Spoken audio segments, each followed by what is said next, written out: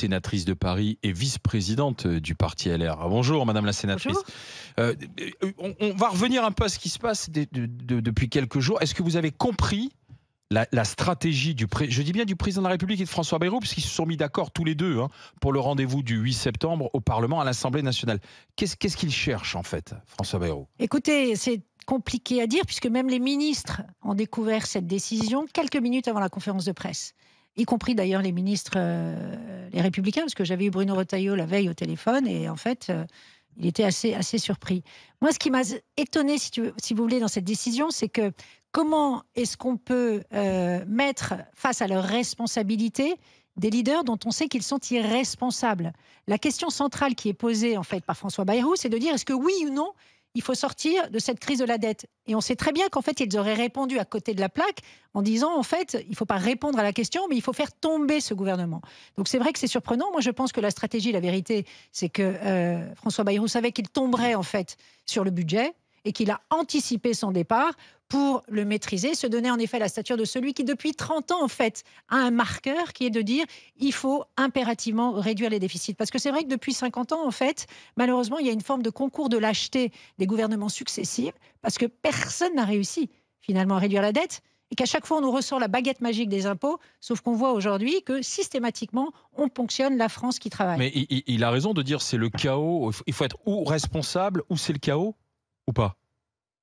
C'est la vérité. Et d'ailleurs, c'est pour ça que les Républicains, très franchement, nous, on est un parti de droite, on est le parti de l'ordre, et on ne se mettra pas du côté du chaos. Donc pourquoi sauver le soldat Bayrou alors? Pourquoi voter la confiance quand même? Mais parce que tout simplement, on est cohérent et on est constant, on fait partie du gouvernement. Premièrement, on fait partie du gouvernement, et on avait accepté en fait d'y entrer il y a un an, parce qu'aujourd'hui, la situation est gravissime. La vérité, c'est qu'en fait, on est actuellement comme dans une espèce de danse au-dessus d'une falaise. Qu'est-ce qui se passe? On a aujourd'hui 3 300 milliards de dettes. On est face à un mur de dettes et de déficit. On a l'agence Fitch le 12 septembre qui va regarder notre budget. Et face à cela, on a des responsables, je trouve, assez irresponsables, entre guillemets, et qui tout simplement jouent avec le chaos maximal. Et donc nous, on a pris nos responsabilités, comme on l'a fait il y a un an, pour dire aujourd'hui, il est temps enfin que la France reprenne son destin. C'est un enjeu de souveraineté. Quand vous regardez ces 3 300 milliards de dettes, on voit que les taux d'intérêt, et ça a été redit hier, sont très proches de ceux de l'Italie, qui est le cancre de l'Europe. Ça va coûter combien? Mais qui est sur une meilleure trajectoire que nous, l'Italie quand même. Oui, mais c'est ça qui est gravissime. C'est pour ça qu'à un moment, je dis, il faut qu'on reprenne en main notre destin et de se dire qu'aujourd'hui, la charge de la dette va coûter 62 milliards. C'est 5 fois le budget du ministère de la Justice. 5 fois. Est-ce qu'à un moment donné, on ne va pas faire preuve un peu de courage et sortir de ce concours de lâcheté, se dire la réponse doit être oui, on doit aujourd'hui répondre à la crise de la dette et remonter du mieux possible cet Himalaya. C'est tous un esprit de responsabilité, voilà. Donc vous dites donc les idées de François Bayrou, la suppression des 2 jours fériés, le durcissement de l'indemnisation chômage, ça c'était des bonnes idées pour vous alors? Certainement pas, encore une fois, on ne peut pas être à côté de la plaque. La question qui est posée... Parce que vous dites on vote la confiance à François Bayrou, mais vous dites ces idées ne sont pas bonnes. Parce que c'est deux sujets. Donc je pige pas la cohérence. Je vous ai expliqué tout à l'heure que la question centrale qui est posée par François Bayrou, c'est faut-il oui ou non sortir de cette crise de la dette? Il y a des chemins différents. Deuxièmement, la question du budget se posera et nous considérons aujourd'hui, nous on n'est pas mariés avec le macronisme, nous avons nos propres convictions, mais nous avons aujourd'hui considéré que sur le budget, il y a des angles morts. Il y a des angles morts, par exemple, sur la lutte contre l'assistanat qui n'apparaît pas véritablement dans le budget, parce qu'encore une fois, c'est toujours les mêmes qui font les efforts. Deuxièmement, il y a un problème aussi dans les dépenses du fonctionnement de l'État. Il n'y a rien là-dessus sur les agences de l'État, sur tous ces comités TE-DIL dont on fait des doublons et des triplons, sur la question aussi de l'immigration. On subventionne aujourd'hui des associations clandestines, en fait, qui contournent la loi. Voilà, il y a des angles morts et on aimerait sur le budget travailler sur tous ces sujets-là. Donc on le dit, oui, ce budget ne nous convient pas, mais encore une fois, il a dit tout est sur la table, tout est révisable, on peut en discuter. Donc nous sommes très lucides. Donc il vaut mieux voter la confiance et ensuite négocier et discuter mais bien au Parlement. Évidemment, c'est juste une aux autres question, formations, quoi. comment dire, comme dans tous les pays européens, vous savez, ils savent se mettre autour de la table quand il s'agit de l'indépendance. l'intérêt général. Donc vous êtes responsable au LR, les irresponsables, c'est la France Insoumise et le Rassemblement National. Mais complètement, parce que vous savez pourquoi? Aujourd'hui, ce qui plombe la France, c'est cette obsession présidentielle.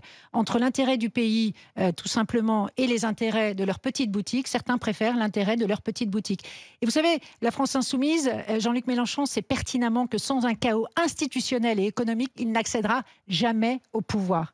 Et c'est la seule façon pour lui, justement, de bordéliser le pays pour essayer, évidemment, d'émerger. On le sait très bien. Alors, du coup, ça paraît probable, plus que probable, que le gouvernement Bayrou tombe le 8 septembre. C'est factuel. Parce que lui dit, je suis toujours passé par tous les trous de souris possibles et imaginables. Il n'y croit pas lui-même. Il n'y croit pas lui-même. Il n'y en a pas, là, de trous de souris. Évidemment que non. Quand on regarde les écolos, les communistes, les socialistes et la France insoumise, mais il le savait lui-même que c'est plié. Mais je pense tout simplement que, compte tenu du fait qu'il a, c'est vrai, cet esprit de responsabilité, ça on ne peut pas lui enlever, c'est un marqueur chez lui, aujourd'hui il considère que de toute façon, son gouvernement aurait été probablement censuré au moment du budget. Voilà. Derrière, il faut une dissolution ? Non, certainement pas. Pour une simple et bonne raison, c'est qu'en fait, les mêmes causes produiront les mêmes effets. Pourquoi? Aujourd'hui, il y a une tripartition de l'Assemblée, un tiers, et personne à la majorité. On a vu que ça paralysait le pays. Eh bien, l'Assemblée nationale est le reflet de la société. Et notre société aujourd'hui est fracturée entre des opinions, des générations et des territoires.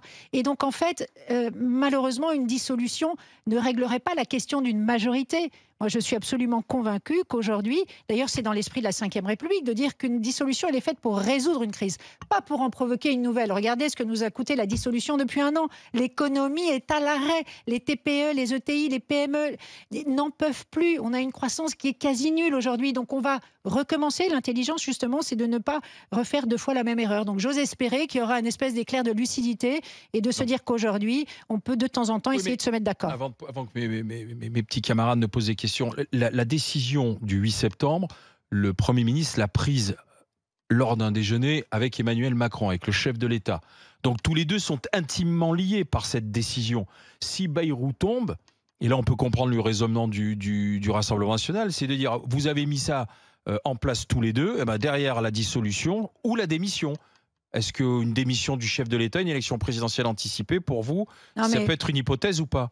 Premièrement, c'est vrai qu'ils ont pris cette décision visiblement ensemble. En tout cas, il a été adoubé, François Bayrou. L'a dit, hein. Donc, ils ont l'habitude de jouer à la roulette russe avec la France. C'est vraiment dommage. Et deuxièmement, je suis contre une démission, encore une fois. Moi, je suis gaulliste, je respecte les institutions. Il a été élu pour un mandat de 5 ans. Il doit faire son mandat de 5 ans, tout simplement. Ah oui, mais vous êtes gaulliste. Le général de Gaulle, quand les Français l'ont désavoué, il est parti. Et alors, ça veut dire qu'à chaque fois, désormais, dès qu'un président sera élu et que ça ne nous convient pas, on destitue et on décide qu'il s'en aille. Non, c'est pas légitime. Il a une légitimité électorale. Il a été élu et réélu. Donc voilà, et pourtant je ne suis pas un soutien ou l'avocat d'Emmanuel Macron, mais voilà, je respecte les institutions. C'est peut-être un peu ça le sujet, madame. La légitimité, et vous, aujourd'hui, on peut le dire la vérité, mais d'avoir un Premier ministre LR ou un Premier ministre, je ne sais plus comment c'est son parti à Bayrou, un MoDem, s'il n'y a pas de légitimité. Vous, c'est 40 députés et lui 20. En fait, on a un vrai sujet. Là, vous venez de le dire à l'instant. Vous venez de nous dire, et moi je suis d'accord avec vous sur le constat, ça fait 30-50 ans de politique où on voit des gens qui nous ont mis dans le mur. Il y a eu quand même au moins 17 ans de votre. C'est pour ça que je dis 50 ans, je m'inclus. Voilà, vous avez. Mais ça, moi, c'est l'honnêteté. Ouais. Moi, je trouve qu'aujourd'hui, là où il y a eu un vrai sujet, en fait, c'est que vous l'avez dit vous-même, il y a un tiers. Pourquoi, quand il y a eu des gouvernements informés et Macron a joué ce mauvais jeu, de ne pas dire, je vous mets un Premier ministre. Alors, il faut qu'on trouve un dénominateur commun. Mais par contre, dans le gouvernement, il y a un tiers. Et on a entendu votre parti, Retailleau et d'autres, dire « Ah, je veux pas me foutre à côté des LFI », et les filles a dit la même chose. Mais en fait, les irresponsables, c'est pas uniquement les deux côtés qui vous plaisent pas. Moi, je trouve qu'à un moment donné, c'était aussi de votre famille de dire « Moi, je pense que réellement, vu les résultats des élections, on devrait avoir un Premier ministre, soit RN, soit NFP. » Et Bardella avait pas eu le courage de dire « Moi, je vais aller au bout ». Lui avait dit « Non, moi, je suis pas majorité, j'y vais pas ». Il y a un vrai sujet, en fait. Et je pense qu'on a dû avoir soit un Premier ministre RN ou un Premier ministre NFP, et puis après, un tiers, et à vous de vous entendre, en fait.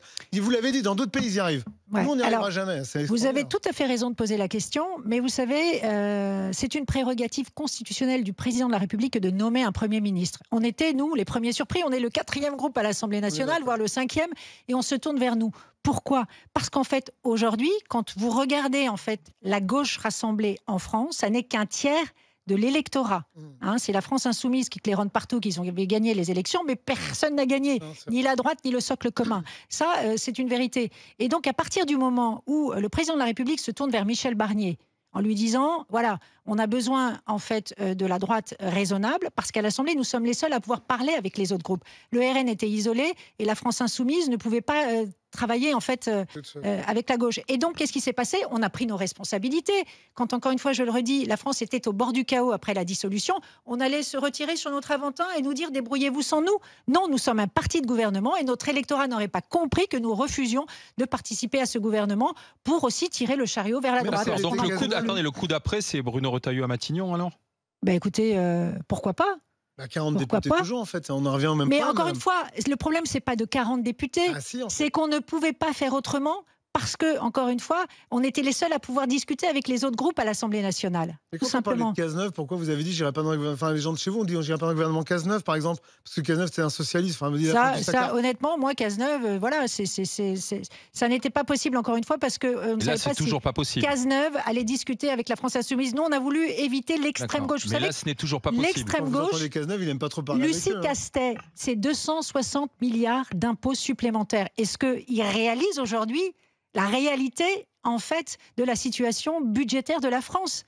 C'est les futures générations, c'est l'avenir de notre nation qui est en jeu. Un tiers, elle n'aurait pas pu imposer un budget. Oui, mais on en est là parce qu'il y a une dissolution. C'est pas la droite qui est responsable de la dissolution. Nous, on a essayé tout simplement d'essayer de rendre service et de dire, OK, on répond présent, on accepte d'avoir un Premier ministre. Donc, le successeur de François Bayrou, pour vous, logiquement, ça pourrait être Bruno Retailleau.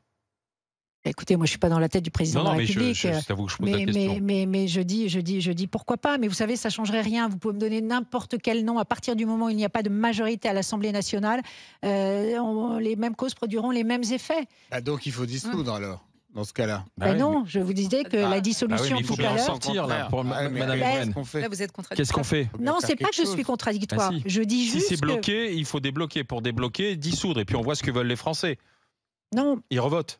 Non. Malheureusement, il faudrait essayer, tout simplement quand ça se passe dans les autres pays européens, de raisonner un peu cette classe politique en disant mais qu'est-ce que vous voulez? Regardez la situation, encore une fois, je le redis, 3 300 milliards de dettes, 6% de déficit, c'est le double de ce qui se passe des règles européennes. Et que donc à un moment, un esprit de responsabilité, ce serait pas mal de se dire tous, mettons-nous d'accord sur 4 ou 5 réformes et avançons tout simplement. Fatima.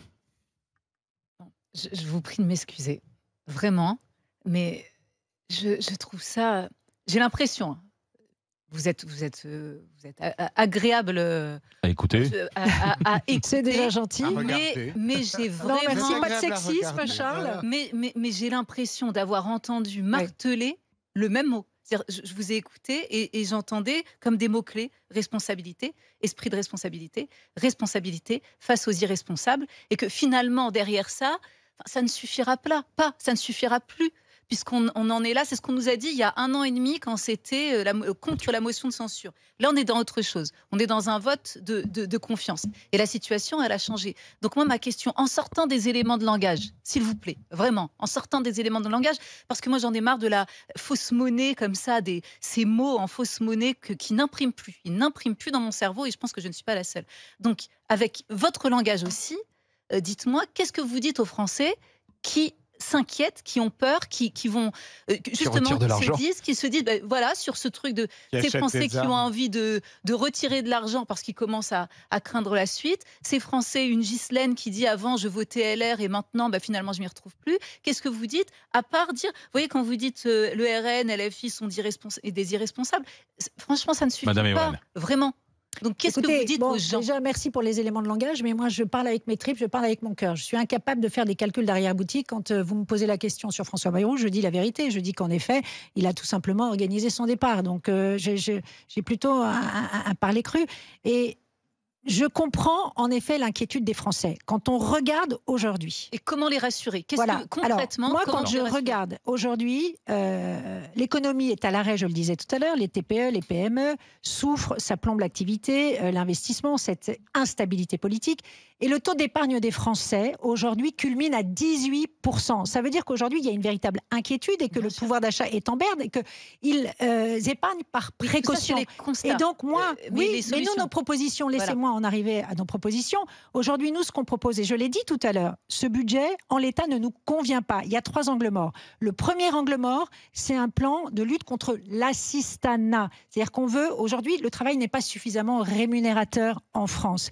Et que le système encourage, en fait, certains à rester chez eux plutôt que d'aller travailler. Et nous, là-dessus, on propose, par exemple, une aide sociale unique. C'est-à-dire de fusionner les 30 aides sociales et de dire que les allocations ne seront pas supérieures désormais aux revenus du travail. Ça, c'est la première des choses, parce qu'on en a ras-le-bol que ce soit la France qui travaille, qui soit systématiquement ponctionnée. La deuxième chose, et ça aussi, c'est pour répondre à leur inquiétude, on en a aussi ras-le-bol de dire qu'aujourd'hui, les impôts, en fait, on bat tous les records. Et honnêtement, est-ce que la France est un paradis pour autant quand on sait qu'on bat tous les records d'impôts et de dépenses publiques? Non, moi je regrette qu'aujourd'hui, vous êtes professeur, il y ait aujourd'hui 20% d'élèves qui sont scolarisés dans le privé, par exemple, qu'il y ait des classes entières qui ferment et dans la ruralité, et à Paris également, qu'il y ait des hôpitaux qui sont en situation de saturation, on ferme des lits d'hôpitaux. Et donc ce que je veux dire, c'est qu'il faut aussi reconnaître qu'on n'est pas au rendez-vous des Français. Ils en ont ras-le-bol de payer des impôts pour finalement se rendre compte que les services publics sont totalement en décrépitude. Voilà. Alors on va continuer de discuter avec vous, Agnès Evren, sénatrice LR de Paris, d'autant que le président de la République a dit qu'aujourd'hui, après avoir beaucoup dépensé pour protéger, il faut économiser et travailler pour rembourser. C'est ce qu'a dit le chef de l'État. On va voir quel est votre commentaire. Question à venir de Charles Consigny, de Fatima Benoît et de Bruno Poncet. La situation économique et politique du moment. Le président de la République et François Bayrou jouent à la roulette russe avec la France. C'est votre expression, c'est ce que vous nous avez dit tout à l'heure en direct. À tout de suite avec les grandes gueules.